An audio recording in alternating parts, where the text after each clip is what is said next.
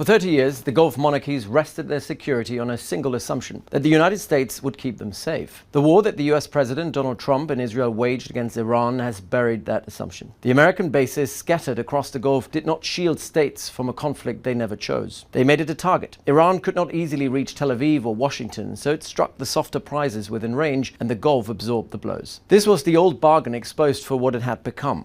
Trump proved he could start a war, but he could not end one. His impatience, his appetite for flattery, and his constant swing between the Israel lobby and the Gulf lobby left him incapable of the patient bargaining a settlement demanded. He emboldened an Iran that the Gulf had spent years learning to manage, and he handed his partners more danger than they had before. The protector had become the source of the threat. It's worth remembering what these states are to Washington. The Gulf monarchies are net contributors to American power. They host the fleets, they buy the weapons, fund the bases, provide trillions in foreign direct investment, and lend the United States the look of a regional hegemon it can no longer afford to be. For nearly 3 years, it was Israel that broke the regional peace and the Gulf that paid to repair it. This time, it was America that did the breaking. And once again, the bill landed in Riyadh, Doha, and Abu Dhabi. As during the Arab Spring, the Gulf had to step in and take responsibility for its own region as America was found wanting once again. The response did not arrive all at once, nor did it come from a single capital. At first, the Gulf spoke in different voices with positions scattered across a continuum. Oman sought to tame Iran through diplomatic multilateralism. In Abu Dhabi, Sheikh Mohammed bin Zayed, president of the United Arab Emirates, took the opposite line, lobbying its neighbors to join a military campaign that would reset deterrence against Tehran. Saudi Arabia and Qatar refused. Neither would become a junior partner in someone else's vision for the region, least of all Israel's. When the hawkish approach failed to deliver, a quieter strategy rose in its place. Sheikh Tahnoun bin Zayed, the UAE's national security advisor and tireless networker, had long argued that entanglement, not confrontation, was the surest route to stability. Riyadh and Doha already believed it. The language of deterrence gave way to the language of engagement and interdependence, mindful of who they were up against. Iran is built to absorb punishment almost without limit. The Gulf proved it could weather the conflict, but it could not bomb its way back to deterrence against an adversary designed to endure. Qatar became the hinge. Doha speaks to Washington and to Tehran, and it can claim a measure of trust in both. When an early round of Islamabad talks collapsed, Qatar kept the process breathing, albeit quietly and in the shadows. Its jets shuttled between Doha and Tehran. Qatari Prime Minister Sheikh Mohammed bin Abdurrahman Al Thani worked the phones with the Trump administration. Rather than chase a grand bargain still out of reach, Doha pursued its diplomacy of small steps. The memorandum of understanding now on the table is modest, and it will take weeks, perhaps months, to grow into anything larger. But it eases pressure on shipping lanes and supply chains and delivers the one thing the region had lacked: diplomatic momentum in a nearly frozen conflict. The momentum required Muslim states to pull in the same direction. Pakistan, Turkey, Saudi Arabia, and Qatar each played a part in convincing an impatient president that diplomacy, slow and unglamorous as it looked, was the only way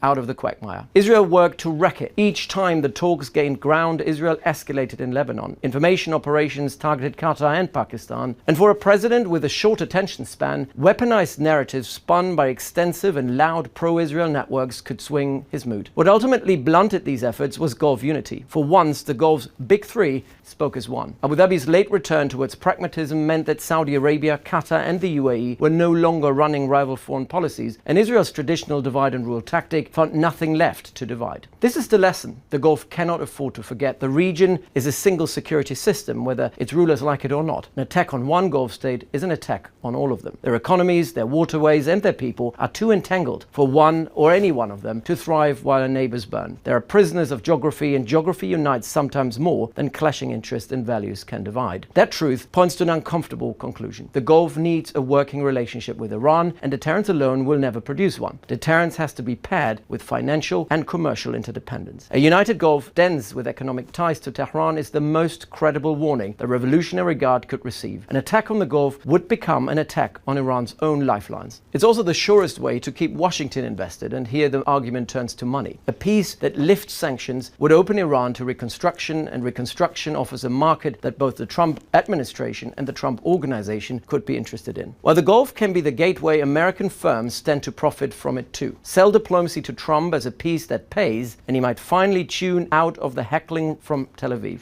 The lessons for the Gulf Cooperation Council are that pooling capabilities, networks, and leverage can shape the region's order, even against Israeli illusions of hegemony. A coalition of the willing that speaks with one voice when it matters and keeps its quarrels private when faced with external pressure can take responsibility for regional peace and security, even while the superpower sleeps and the two regional pariah states, Israel and Iran, blindly pursue their self-interest. For most of its modern history, the Gulf has waited for others to decide its fate. Washington, Tehran, and Tel Aviv have each taken a turn. The war has shown both the cost of dependence and the reward of acting together. The only question left is whether the Gulf is ready to shape the order around it collectively, or be shaped by it, acting unilaterally.